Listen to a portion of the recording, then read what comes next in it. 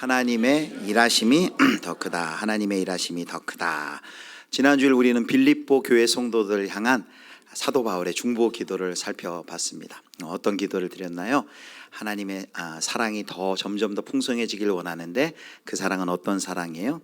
이기적인 사랑, 편협적인 사랑이 아니라 지식과 총명에 근거한 사랑, 즉 하나님을 아는 지식과 그리고 통찰력에 근거한 사랑을 위해서 기도했죠. 왜 그걸 기도했나요? 그 기도를 통해 무엇이 가장 선한지, 좋은지, 즉 무엇이 중요한지를 분별할 수 있기 때문이죠. 하나님의 선하고 기뻐하시고 온전하신 뜻이 무엇인지 분별하게 되면 어떻게 됩니까? 우리가 그리스도 예수의 날까지 진실되고 허물 없이 흠 없이 살 수 있고, 그리고 의의 열매, 성령의 열매를 우리의 삶 속에 맺어가며 궁극적으로 우리의 삶이 하나님의 무엇이 되어 영광과 찬송이 되는, 우리의 삶과 신앙과 인격을 통해 하나님의 영광과 찬송이 되기를 사도 바울이 기도하죠. 결국 이 모든 기도는 한마디로 무엇이 성장되길 원하는 기도라고 했어요? 영적인 성장을 위한 기도라고 했습니다. 우리 예수비전교회 모든 성도님들도 삶 속에서 이런 영적인 성장이 있기를 주님의 이름으로 축복합니다. 그리고 영적 성장을 위한 기도, 이 기도도 많이 하면 좋겠어요. 일부 시간에 대표 기도하는 집사님이 이 기도를 드렸어요. 우리 예수비전교회를 위하여서. 너무 좋더라고요. 우리도 이 기도가 우리의 삶에서 계속해서 이어지면 좋겠습니다. 자, 이제 12절부터는 이 빌립보서의 본론으로 들어가게 됩니다. 앞에 인사하고 그리고 또 기도까지 마쳤죠. 이제 빌립보 성도들에게 이제 본론에 들어가는데, 이 본론은 자신이 지금 어떤 상황에 처해 있는지를 설명을 하는데, 단순히 상황 보고가 아니라 또 하나님께서 어떻게 일하시는지, 그리고 복음을 위한 하나님의 놀라운 섭리를 이제 오늘 본문을 통해서 사도 바울이 이제 말하게 됩니다. 자, 1장 12절을 같이 읽도록 하겠습니다. 12절 우리 같이 읽겠습니다. 형제들아, 내가 당한 일이 도리어 복음 전파의 진전이 된 줄을 너희가 알기를 원하노라. 사도 바울은 이제 현재 자신이 처한 상황을 설명하는데요. 여기 뭐라고 했냐면 내가 당한 일, 이게 뭘까요? 내가 당한 일이란 것은 사도 바울이 로마의 감옥에 갇혀 있는 투옥된 상황을 말하고 있는 거죠. 그래서 빌립보 성도들이 이 사도 바울이 투옥된 걸 잘 알고 있었어요. 들었어요. 그러니까 그 사도 바울의 신병과 안전을 위해 걱정하고 또 복음 전파 활동에 대한 깊은 관심을 가지고 있다는 걸 사도 바울이 들었습니다. 그랬을 때 사도 바울이 서론이 인사와 그리고 기도가 마치자마자, 서론을 시작하자마자 이제 길게 자신의 상황을 이야기하는 겁니다. 이 바울이 옥중에 매여 있다는 소식을 들은 빌립보 교회 성도들의 마음이 어떻겠어요? 우리 사도 바울 선생님 이제 잘못해서 시저의 사형 언도를 받는 것은 아닌가, 이런 염려가 있지 않겠습니까? 또 이제 갇혀 있으면, 사도 바울 선생님 갇혀 있으면 복음 전파는 이제는 어떻게 되는 것인가? 우리 사도 바울 선생님 이렇게 고생을 많이 하는데 어쩌나 하는 그런 염려가 분명히 있을 것입니다. 그래서 사도 바울은 서론이 끝나자마자 길게 이제 자신의 지금 어떤 상황에 있는지를 설명해요. 특별히 빌립보서를 포함한 옥중서신에서도 다른 곳에서도 자신의 상황을 얘기하지만 빌립보서는 굉장히 길게 자세하게 언급하는 것을 볼 수 있습니다. 왜 그럴까요? 유독 빌립보 성도들에게 길게 설명하는 것은 그들의 걱정이 깊기 때문에 아마 그들에게 걱정을 덜어주기 위한 사도 바울의 배려일 것입니다. 그러나 그것뿐만이 아니에요. 이렇게 길게 설명하는 이유가 있습니다. 핵심적인 이유가 있는데 그것이 바로 12절이에요. 12절 다시 한번 보여주세요. 자신에게 일어난 일, 즉 그의 매임이 복음을 가두지 못하고 도리어 진보시켰다라는 것을 증언하기 위해서 자신의 이야기를 합니다. 우리는 여기 이 지점에서 우리는 바울이 빌립보 성도들이 삶에서 일어나는 일들을 어떻게 바라봐야 할지 일깨워주고 있음을 알 수 있습니다. 지금 바울이 자기 이야기를 하고 있어요. 그런데 바울이 자신이 처한 상황에 대해서 설명할 때 이렇게 설명하잖아요. 내가 지금 투옥하고 있어서 얼마나 고통스러운지, 얼마나 힘든지, 얼마나 고생하는지 그 이야기를 하는 것이 아니에요. 자기가 갇혀 있다는 이야기를 하기는 하지만 초점이 어디 있냐면 고통스러운 자기가 경험하는 그 상황에 초점을 맞추지 아니하고 그 자신의 갇힌 상황 속에서 하나님께서 어떻게 일하시고 계신가, 거기에다가 초점을 두고 설명하고 있는 것입니다. 현재 이제 서론 부분 되면 자기 이야기 충분히 많이 할 수 있거든요. 근데 바울의 관심은 거기 있지 않았습니다. 오히려 자신이 지금 저렇게 투옥돼 있는데 그 투옥된 것이 하나님이 하시는 일과 지금 어떤 관계가 있는지 그것을 사도 바울이 설명하고 있는 것입니다. 바울은 철저히 바울의 초점은 어디에 맞춰 있어요? 하나님이 하시는 일에 초점이 맞춰 있습니다. 그래서 사도 바울이 지금 빌립보 교회 성도들에게 바로 그러한 시각을 갖기를 원하는 거예요. 자신들이 상황과 환경을 바라볼 때 특별히 하나님의 관점으로 바라보고 그리스도의 관점으로 바라보고 복음의 관점으로 자신의 상황과 환경을 바라보고 하나님이 하시는 일의 관점에서 모든 것을 바라보고 생각하고 느끼고 결정할 수 있도록 자기 자신의 예를 들어서 말하고 있는 것입니다. 여기 사도 바울이 자기 자신을 그렇게 하나님의 시선으로 자기가 갇혀 있는 상황을 바라볼 때 그 상황을 어떤 식으로 표현하는지 보십시오. 13절 보겠습니다. 13절 우리 같이 읽겠습니다. 이러므로 나의 매임이 모든 사람에게 나타났으니 이러므로 나의 매임이 그리스도 안에서 모든 시위대 안과 그 밖에 모든 사람에게 나타났으니 여기 특별히 매임을 그리스도 안에서 매였다. 그래서 여기 이 23절의 세번역 성경은 내가 그리스도 안에서 감옥에 갇혔다는 사실이라고 설명하고 있습니다. 지금 육체적으로는 감옥에 갇혀 있는데 사도 바울은 뭐라고 표현해요? 나는 그리스도 안에서 갇혔다라고 말하고 설명하고 있습니다. 그리스도 안에서 갇혔다. 갇힌 자신의 상황과 그 형편을 하나님의 관점으로 지금 자기 자신을 바라보고 있는 것입니다. 육체적으로는 고통을 당하지만 영적인 눈을 들어서 자신의 추억 때문에 많은 사람들에게 복음이 전파되고 있는 것을 그가 보고 있는 것이죠. 자신에게 일어나는 고달픈 상황을 통해 일하시는 하나님의 역사를 그가 보았기 때문에 뭐라고 표현해요? 내가 그리스도 안에서 갇혀 있다라는 거예요. 그리고 그렇게 자기 자신이 갇혀 있는 상황을 하나님의 시선으로 볼 때 자기 자신의 그 고난은 어떤 고난이에요? 예수 그리스도의 남은 고난에 참여하는 영광스러운 고난이라는 것을 알기에 그리스도 안에서 내가 갇혀 있다라고 지금 말하고 있습니다. 사랑하는 성도 여러분, 우리가 오늘 첫 번째 기억할 것은 우리의 삶과 우리의 환경과 상황을 하나님의 시각으로 바라보자라는 거예요. 우리는 얼마나 나 중심인지 몰라요. 죄성의 핵심은 뭐냐면 자기 중심성이에요. 모든 관심은 나에게 있어요. 언제나 우리의 시선의 출발은 나 자신이에요. 그러다 보니까 작은 일에도 교만하고 작은 일에도 낙심하곤 합니다.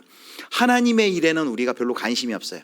하나님에게 관심이 있다면 그건 뭐냐면 하나님이 나를 좀 도와주셔야 되는데 라는 하나님을 우리가 도구와 수단으로 생각할 때만 하나님의 일에 관심을 혹 우리는 갖고 있지 않습니까? 신앙생활마저도 예배마저도 하나님 중심 신본주의가 돼야 되는데 내가 중심이고 그냥 하나님은 나를 거둘 뿐 나를 도와줄 뿐이라고 우리가 생각할 수 있습니다. 철저한 인간 중심성, 이게 죄성이죠. 그래서 우리 작년에 읽은 선교사 정민영 선교사님의 그 책 하나님의 나라와 하나님의 선교에 보면 이렇게 얘기해요. 인간 중심의 중심성을 벗어나 신본주의로 바뀌는 회심이 선행되어야만 우리가 참된 예배자가 될 수 있다라고 말하고 있습니다. 맞습니다. 우리가 지금 사도 바울이 기도도 어떤 기도요? 영적인 성장을 위한 기도였잖아요. 그런데 영적 성장이라는 게 결국은 뭡니까?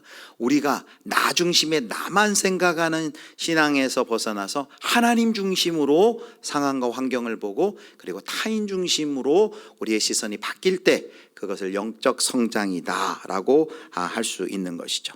사랑하는 성도 여러분, 우리들의 상황과 환경, 우리의 삶에 일어나는 모든 일들을 바라볼 때 우리는 어떤 시선으로 봅니까? 바로 사도 바울이 빌립보 성도들에게 가르쳐 주시고 싶었던 그 시선, 하나님의 시각에서 바라볼 줄 아는 믿음을 우리 모두에게 주시기를 축복합니다. 여러분, 그렇게 하나님의 시각으로 바라볼 때 어떤 일이 일어날까요? 우리의 상황이 함몰되지 않을 수 있어요. 그리고 우리를 사랑하시는 하나님께서 왜 그런 상황을 주셨는지, 그 상황을 통해서 무엇을 깨닫게 하시는지, 그리고 우리가 어떻게 변해야 하는지를 우리가 배울 수 있습니다. 그러므로 여러분, 아주 중요한 거 하나 가르쳐 드릴게요. 그럼 하나님의 시선으로 이 상황과 환경을 볼 수 있는 중요한 질문이 있어요. 어떤 질문이 생길 때 이렇게 우리가 보통 어떤 사건이 생길 때, 일이 생길 때 우리의 질문은 되게 이런 식으로 해요. 왜 나에게 이런 일이 생기지? 라고 질문합니다. 여러분, 근데 이 질문은요, 답을 찾을 수가 없어요. 이렇게 질문하는 순간 어떻게 됩니까? 그 상황 속에 계속 답은 찾지 못하고 함몰될 수 있어요.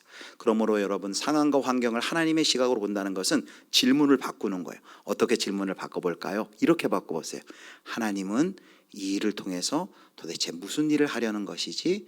하나님은 도대체 이 일을 통해서 나를 통해 어떤 일을 하려고 하시지? 라고 한번 질문을 바꿔보시길 바랍니다. 그러면 하나님의, 그것이 바로 하나님의 시각으로 나의 환경과 상황을 보는 것이고, 그때 하나님의 일하심이 보이기 시작합니다.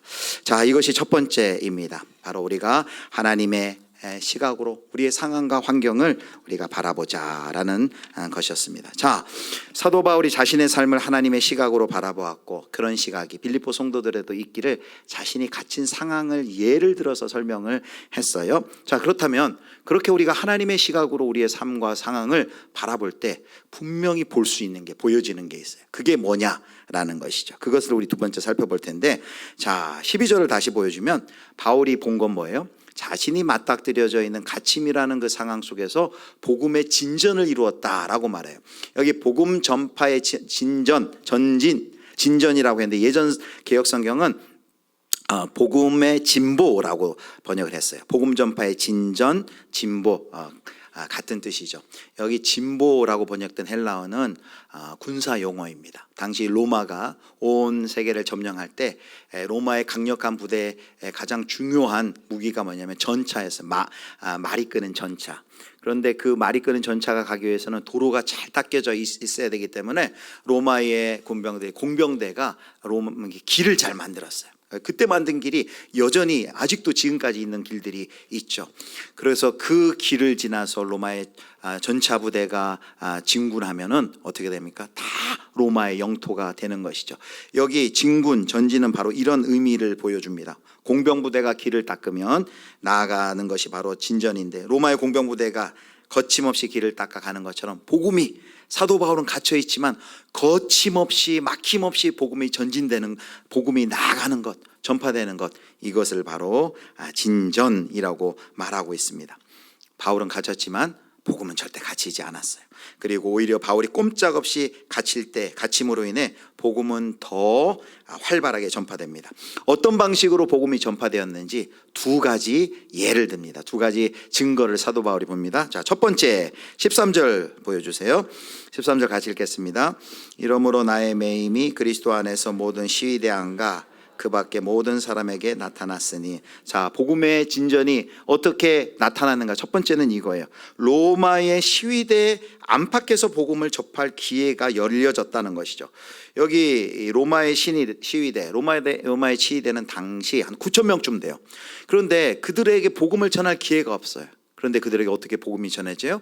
사도 바울이 친위대 그 감옥에 갇히면서 그를 경계하며 그를 감시하면서 바울이 만나는 많은 친위대 군인들에게 복음을 증거하기 시작한 것이죠. 여러분, 바울이 갇히지 않았다면 어떻게 바울의 로마의 친위대가 예수님의 복음을 듣고 예수를 믿을 수 있겠습니까? 그러한 역사가 일어났다는 거예요. 그런 역사를 사도 바울이 보는 것이죠. 두 번째 증거는 뭐냐면 14절에 나와 있어요. 14절. 우리 14절을 호산나 찬양대가 읽겠습니다. 형제 중 다수가 신뢰함으로 겁없이 하나님의 말씀을 더욱 담대히 전하게 되었느니라. 자, 시위대, 친위대 안에서 복음이 전파됐는데, 이제는 그 밖에서 나의 매임으로 말미암아 주 안에서 신뢰함으로 그 로마에 있는 그리스도 예수를 믿는 그 형제들이 이 사도 바울의 담대한 모습을 보고 그들도 확신을 가지고 담대하게 복음을 전했다는 것이죠. 당시 1세기 그 예수님을 믿는 그 로마의 상황은, 당시 초대교회 상황은 굉장히 두려움과 공포 자체였습니다. 그 당시의 역사적 기록들을 보면, 증언들을 보면 그리스도인들은 신앙 고백 때문에 모진 고문을 당하고 그리고 끌려가서 최후를 맞이했습니다. 타키투스란 분이 기록한 초대교회 성도들의 최후는 이렇게 기록이 되어 있어요.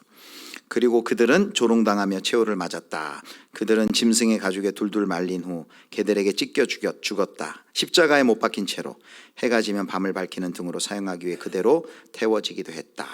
그런데 이런 심각한 그런 상황 속에서, 두려운 상황 속, 공포 속에서 로마의 그리스도인들이 바울의 그 담대한 모습을 보고 그들도 두려워하지 않고 하나님의 말씀을 겁없이 증거하기 시작했다는 거예요. 그러니 갇혀있는 사도 바울이 그 소식을 들을 때 얼마나 기뻤겠습니까? 그래서 그가 기뻐하고 기뻐한다라고 말하고 있는 것이죠. 사도 바울은 자신의 투옥이 복음의 진보를 이뤘다는 그 사실을 통해 기뻐해요. 그런데 그 기쁨은 이해가 되는데 15절에 나와 있는 이 기쁨은 고개를 갸우뚱하게 합니다. 자, 15절 보세요. 또 어떤 부류의 사람들이 있었는지. 자, 15절 제가 읽겠습니다. 어떤 이들은 투기와 분쟁으로, 어떤 이들은 착한 뜻으로 그리스도를 전파하니. 자, 어떤 이들은 착한 뜻으로 그리스도를 전파한다. 우리가 방금 살펴본 예죠. 사도 바울의 그 담대한 믿음을 보면서 밖에 있는 그리스도인들도 두려워하지 않고 사도 바울을 따라 그리스도의 복음을 담대히 증거하는 그런 모습을 보였어요. 이것은 이해가 되고, 그래서 사도 바울이 기뻐해요. 그런데 또 다른 부류가 있는데 그 사람들은 왜 복음을 전하냐면 15절을 보니까 어떤 이들은 무엇과 무엇으로 전해요? 투기와 분쟁으로 전한대요.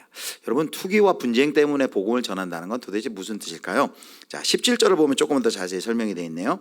자, 17절 우리 같이 읽습니다.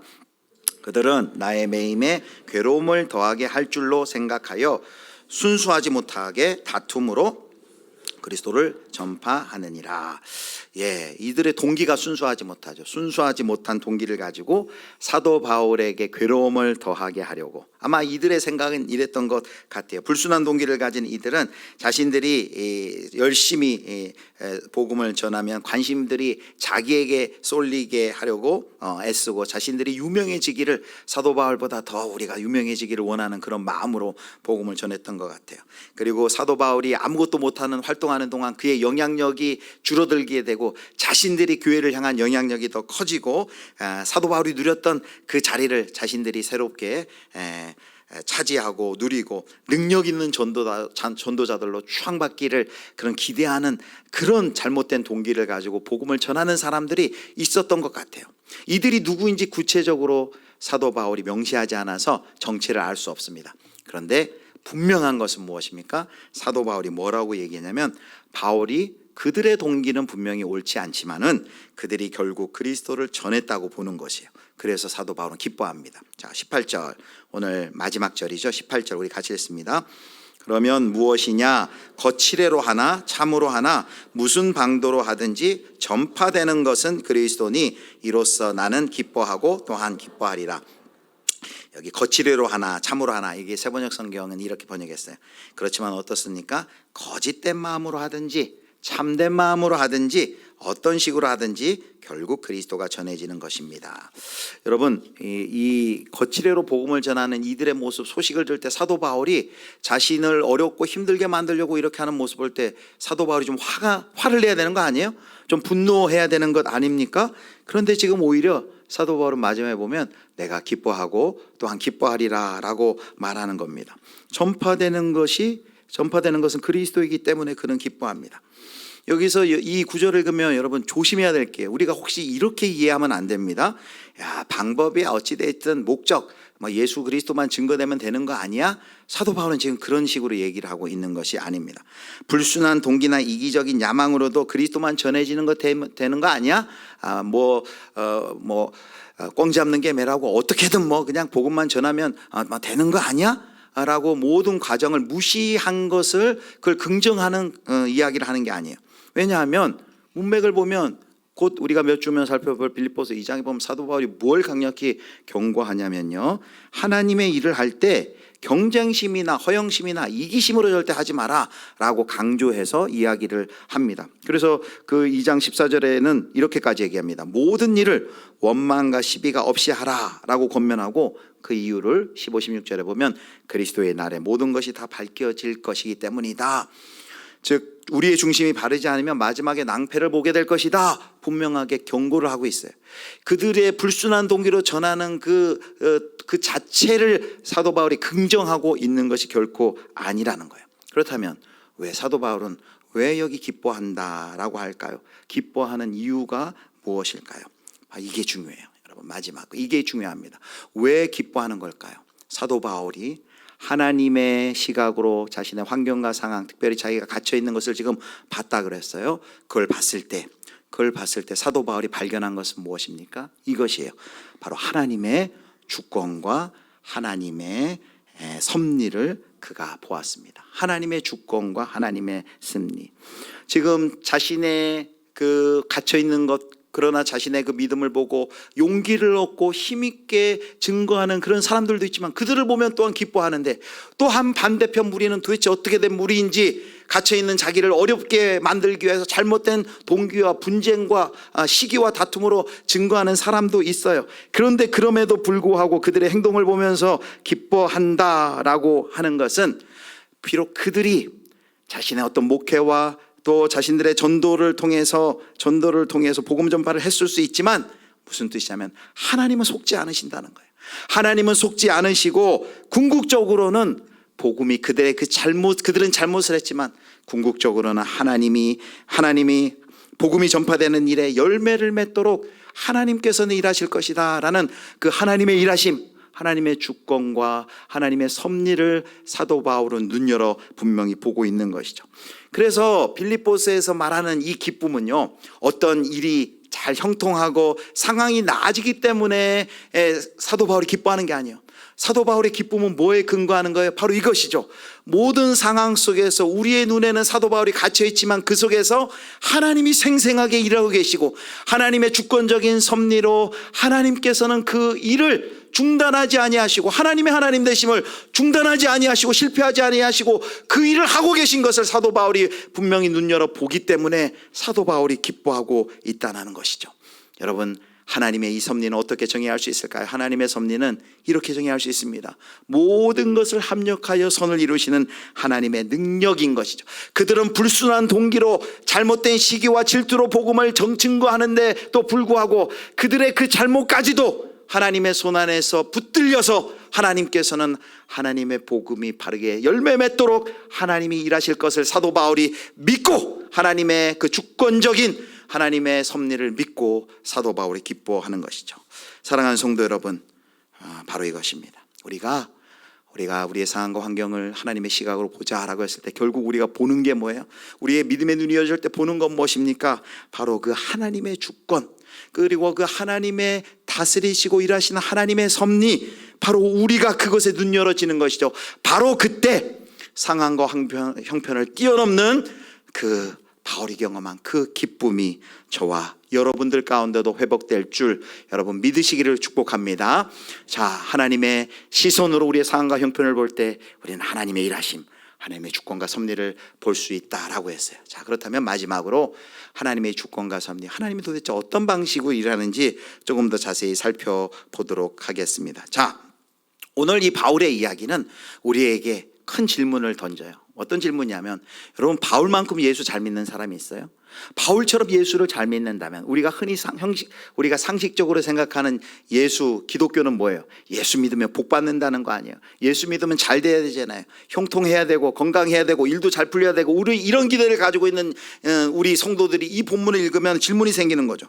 아니, 예수를 가장 잘 믿는 사도 바울인데 이렇게 복음 전하다 갇혀있다 고통당하는 모습은 기복 신앙, 우리의 일반적인 기대는 어떤 기복이나 현실적인 안전, 평화를 희구하는 우리들의 기대와는 지금 분명히 모순되는 것이죠. 도대체 그렇다면 이런 질문이 생기는, 도대체 이런 상황은 성경이 말하는 복음의 위대함과 궁극적 승리라는 약속과 도대체 어떻게 연결이 되는가라는 것이죠. 우리가 이 질문은 우리 모두가 지금 가지고 있는 질문 아니겠습니까? 저와 여러분의 질문 아니겠어요? 도대체 하나님의 승리가 나의 삶 가운데서도 복음의 진전이 일어나려면 뭔가 어떤 기미가 보이고 흔적이 보이고 어떤 일들이 우리 주변에서도 있어야 되는데, 내 주변을 살펴보면 늘 지지고 볶는 변함없는 평범한 일상과 바울이 갇혀있는 것 같은 여전히 나의 그 무능력한 상태, 뭔가 개선의 여지가 보이지 않는 이런 상황 속에서, 이런 연약함과 무능력의 상황인데, 이런 내 삶은 전혀 어떤 복음의 복음의 위대함과 전혀 상관없어 보인다라는 그런 생각을 해본 적이 없으십니까? 이 질문에 대해서 사도 바울이 답을 하고 있는 거예요. 이 질문에 대해서 하나님은 도대체 그런 상황 속에서 어떻게 우리 가운데 하나님의 주권적인 섭리로 일하시고 계신지를 우리 가운데 대답하고 있는 것이죠. 자기의 예를 통해서 그 이야기를 하고 있는 것입니다. 자, 하나님이 어떻게 일하셨나요? 다시 한번 점검해보자. 하나님이 어떻게 일하셨나요? 바울이 어떻게 해요? 매여 있어요. 아무것도 못해요. 아무런 능력을 발휘할 수 없어요. 그런데 바울은 매여 있는데 누가 일하세요? 하나님이 일하심으로 말미암아 복음은 갇히지 않고 복음이 친위대뿐만 아니라 친위대 밖과 그리고 로마에 있는 그 성도들과 선한 동기뿐만 아니라 악한 동기를 가지고 복음을 전하는 그 사람들까지도 하나님께서 사용하셔서 복음의 전진이 일어나도록 하나님께서 일하고 계신다라는 것이죠. 여러분, 하나님이 일하는 방식이 참 우리의 기대와는 달라요. 우리는 좀 능력이 많고 실력이 많고 조건이 좋은 사람들을 하나님께서 사용하셔서 하나님의 일을 하실 것 같은데, 하나님이 일하시는 방식을 보면 그렇지 않아요. 여기 사도 바울이 잘 보여주잖아요.